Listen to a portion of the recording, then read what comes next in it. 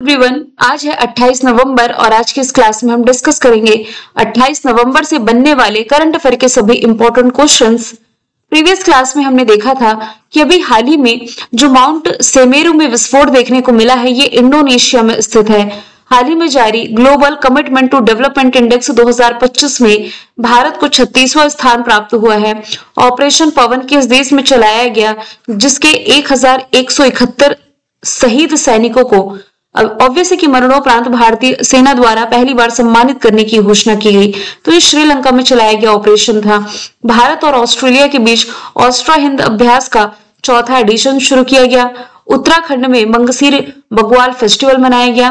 UK women blitz championship का खिताब बोधना शिवनंदन ने जीता है।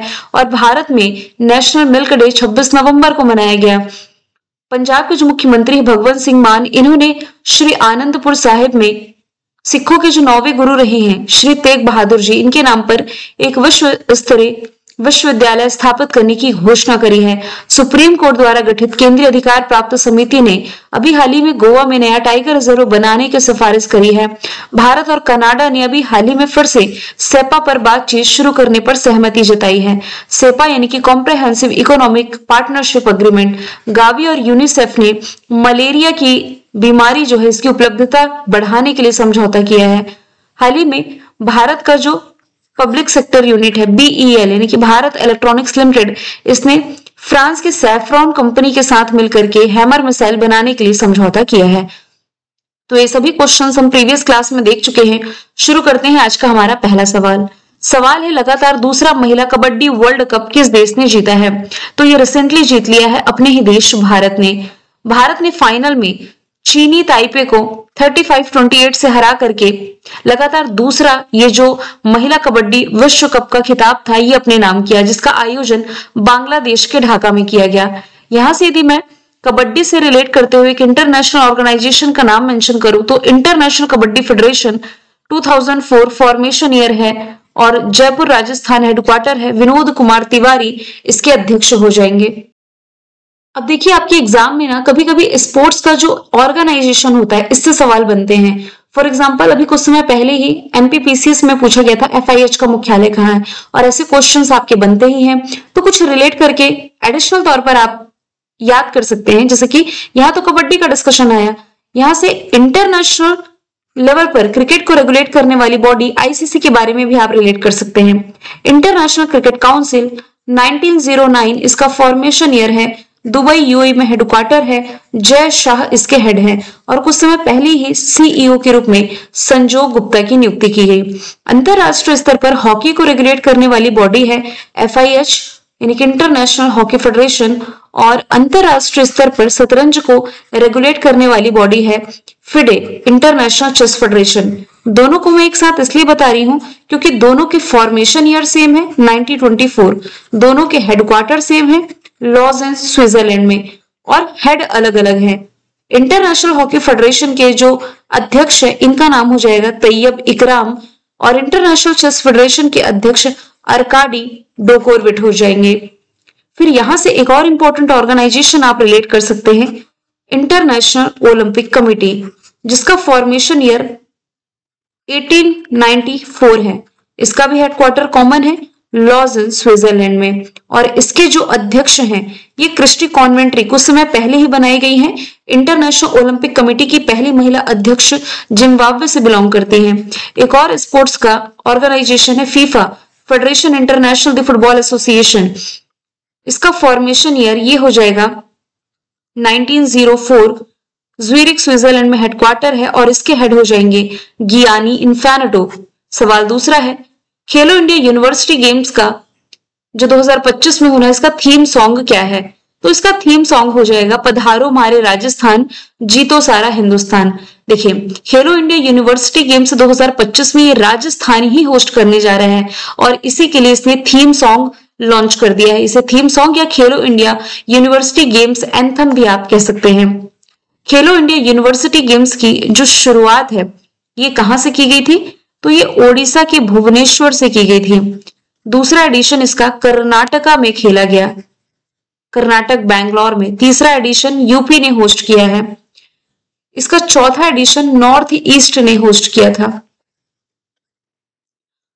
4 एडिशन हो गए। अब ये जो 5वां एडिशन है ये होस्ट करने जा रहा है राजस्थान। कुछ स्पोर्ट्स के करंट अफेयर का यदि हम रिवीजन करें तो सरयू वेलपुला ये first league of central Serbia में भारत की 26वीं महिला ग्रैंड मास्टर बनी। रोजर फेडरर को international tennis hall of fame में शामिल किया गया। इटली ने 113वें नंबर का डेविस कप खिताब स्पेन को हरा करके जीता।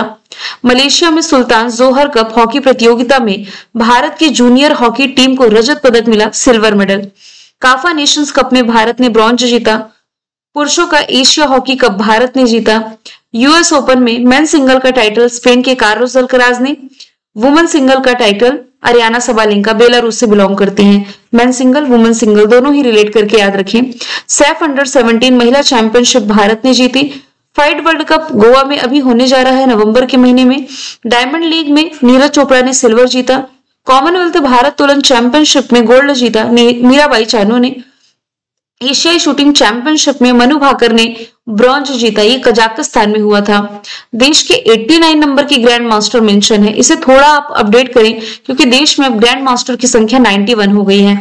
91 नंबर के ग्रैंड मास्टर 2 बार ऑलरेडी पूछ चुकी हूँ, फिर से आप कमेंट बॉक्स में आंसर देंगे। किस राज्य से बिलोंग करते हैं ये भी बताइए।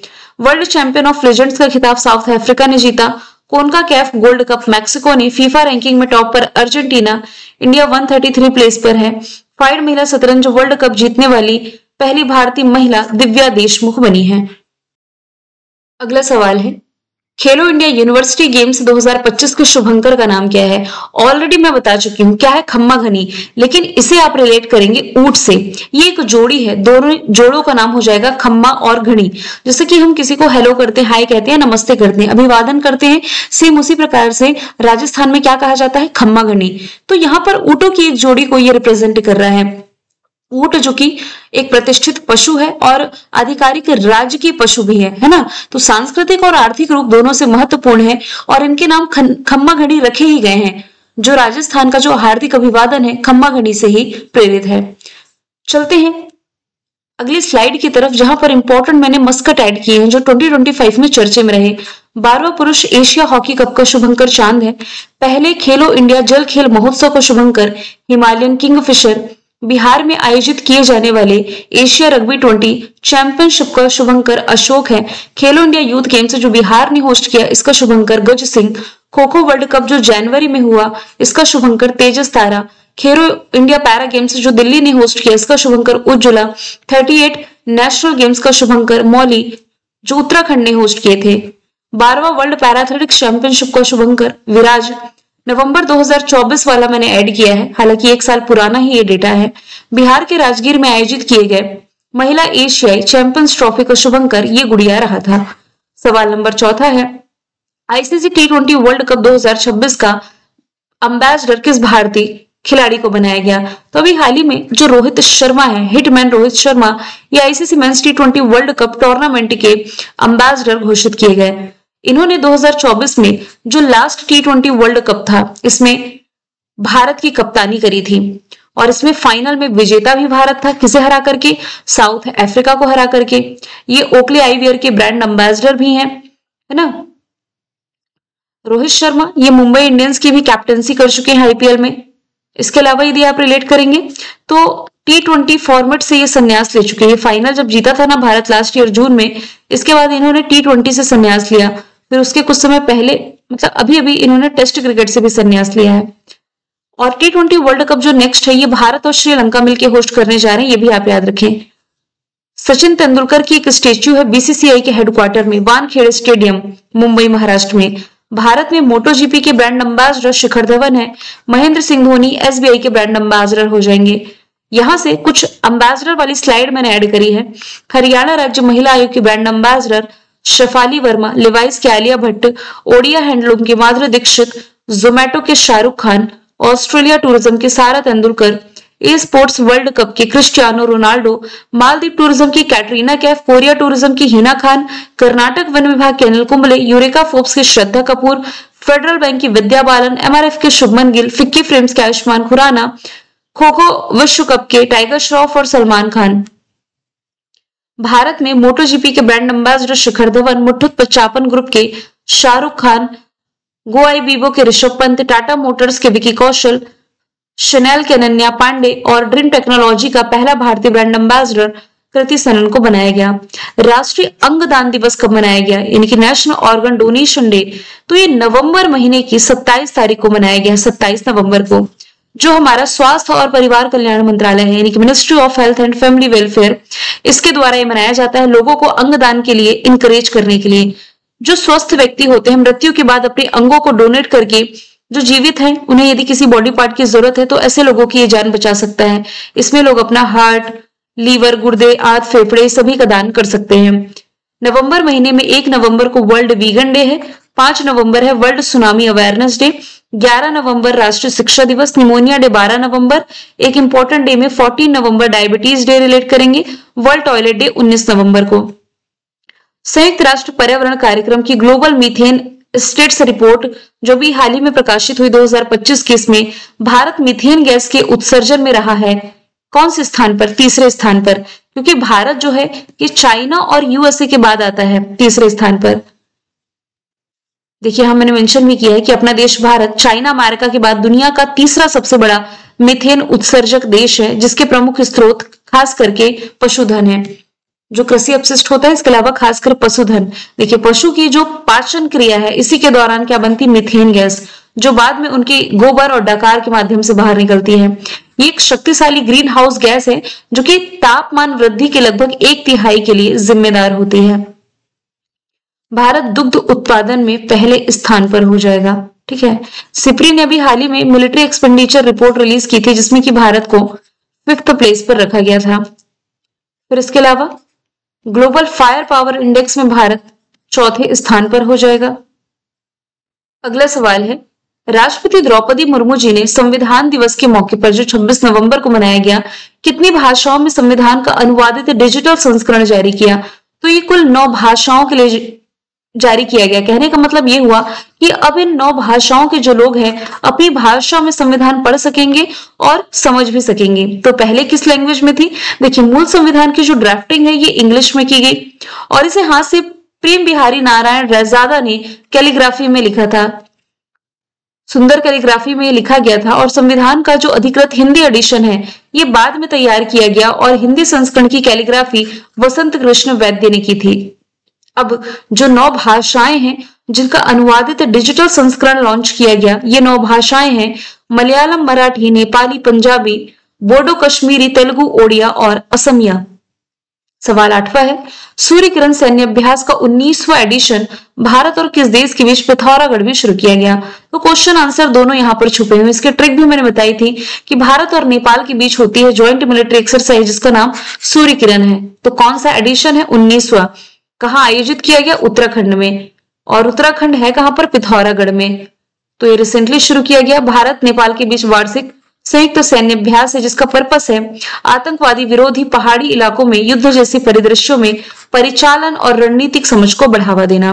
कुछ एक्सरसाइज जो हमने करंट अफेयर में पढ़ी, मैत्री एक्सरसाइज भारत थाईलैंड के बीच, आरोग्य सेतु रिसेंटली हुआ, ब्राइट स्टार इजिप्ट ने होस्ट किया, जापाड रशिया ने, टाइगर क्लॉ अमेरिका के साथ, इंद्रा एविया इंद्रा रशिया के साथ, समुद्र शक्ति इंडोनेशिया के साथ, पूरी प्रचंड प्रहार अभ्यास अरुणाचल प्रदेश में, मालाबार युद्ध अभ्यास ये गुआम में किया गया क्वाड कंट्रीज के बीच में, उल्ची फ्रीडम सैन्य अभ्यास अमेरिका और साउथ कोरिया के बीच, टेलिस्मैन सेवर सैन्य अभ्यास अमेरिका ऑस्ट्रेलिया के बीच, खान क्वेस्ट मंगोलिया, जिमेक्स वीर गार्जियन धर्म गार्जियन शिन्यू मैत्री जापान के साथ, शक्ति वरुण गरुण फ्रांस के साथ, सूर्य किरण तो मैंने बता ही दिया नेपाल के साथ, युद्धाभ्यास कोप इंडिया वज्र प्रहार टाइगर ट्रंप अमेरिका के साथ, बोंगो सागर बांग्लादेश के साथ, सिलेनेक्स श्रीलंका के साथ, जुलाई स्टॉर्म रशिया में हुई। सवाल 9वां है, किस राज्य में पोलावरम, मरकापुरम और मदनपल्ले नामक 3 नए जिले बनाए जाने की घोषणा की गई। आंसर इसका आंध्र प्रदेश हो जाएगा। तो आंध्र प्रदेश सरकार ने राज्य का जो एडमिनिस्ट्रेटिव ढांचा है इसमें बदलाव करते हुए 3 नए जिलों को मंजूरी दे दी है। तो यहाँ पर अब जो जिलों की संख्या है 26 से बढ़कर के 29 हो जाएगी। आंध्र प्रदेश की राजधानी अमरावती, मुख्यमंत्री चंद्रबाबू नायडू, राज्यपाल अब्दुल नजीर है। भाषाई आधार पर गठित ये देश का पहला राज्य है। इससे तेलंगाना का विभाजन हुआ 2 जून 2014 में। भारत का पहला एआई आधारित integrated command and control centre Tirumala में स्थापित किया गया। दूसरा बिम्स्टेक बंदरगाह सम्मेलन विशाखापट्टनम आंध्र प्रदेश में, और देश का पहला ग्रीन हाइड्रोजन हब की आधारशिला भी विशाखापट्टनम के पास पुदीमडाका में रखी गई। अगला सवाल है, जैमी बुगर किस कंट्री से संबंधित है जिन्होंने हाल ही में आयोजित दुनिया की सबसे ताकतवर महिला प्रतियोगिता 2025 का खिताब जीता? तो वैसे तो ये बिलोंग करते हैं अमेरिका से, और अभी ये नाम चर्चे में था। क्यों चर्चे में था? क्योंकि टेक्सास के आर्लिंगटन में आयोजित विश्व की सबसे ताकतवर महिला की जो प्रतियोगिता थी, इसमें जैमी बुकर ने जीत हासिल करी। इसके बाद तो चर्चे में आए, और ज्यादा चर्चे में तब आए जब ये खिताब मिलने की कुछ देर बाद ही जो आयोजक थे, इन्होंने इनसे ये ताज छीन लिया। क्यों छीन लिया? क्योंकि जिनकी इमेज आप देख पा रहे हैं, ये एक्चुअल में ट्रांसजेंडर है, यानी कि किसी पुरुष ने ये जो दुनिया की सबसे ताकतवर महिला प्रतियोगिता थी, ये अपने नाम करी थी। और ये हाईलाइटेड न्यूज रही, इसलिए मैंने ऐड किया है, ये आप याद रखें। क्वेश्चन 11 है, किसने 53rd नंबर का जो इंटरनेशनल एमी अवार्ड था, इसमें सर्वश्रेष्ठ अभिनेत्री का अवार्ड जीता? ये रिसेंटली जीता है एन्ना मैक्सवेल मार्टिन ने। और ये जो पुरस्कारों की घोषणा की गई, ये रिसेंटली की गई है न्यूयॉर्क में 24 नवंबर को। भारतीय फिल्म अमर सिंह चमकीला की 2 नॉमिनेशन मिले थे, लेकिन कोई भी अवार्ड इसे नहीं मिला। यहाँ पर कुछ कैटेगरी आप इंपॉर्टेंट याद रखें। हालांकि बेस्ट एक्टर और बेस्ट एक्ट्रेस की ही कैटेगरी सबसे ज्यादा इंपॉर्टेंट है। बेस्ट एक्ट्रेस में ये तो मैंने बता ही दिया है, एना मैक्सवेल मार्टिन ने जीता है। किस फिल्म के लिए? अंटिल आई किल यू के लिए। जबकि एक्टर की कैटेगरी में ओरियोल प्ला ने जीता है। कौन सी फिल्म के लिए? आई एडिक्ट के लिए। ठीक है, ये स्पेन से बिलोंग करते हैं जो बेस्ट एक्टर हैं। बेस्ट एक्ट्रेस यूके से बिलोंग करती हैं। बाकी भी अन्य कैटेगरी मैंने मेंशन करी है, लेकिन 2 जो इंपॉर्टेंट है आपको याद रखना है। मैंने कल आपसे पूछा था बाल अधिकारों के लिए यूनिसेफ इंडिया की सेलिब्रिटी एडवोकेट किसे नियुक्त किया गया, जिसका आंसर था कीर्ति सुरेश। आज का सवाल है, इंदिरा गांधी शांति पुरस्कार 2025 में जरूर प्रदान किया गया, लेकिन ये है 2024 का। किसे मिला है? आंसर आप कमेंट बॉक्स में बताएं। मिलेंगे नेक्स्ट वीडियो में। Thank you so much.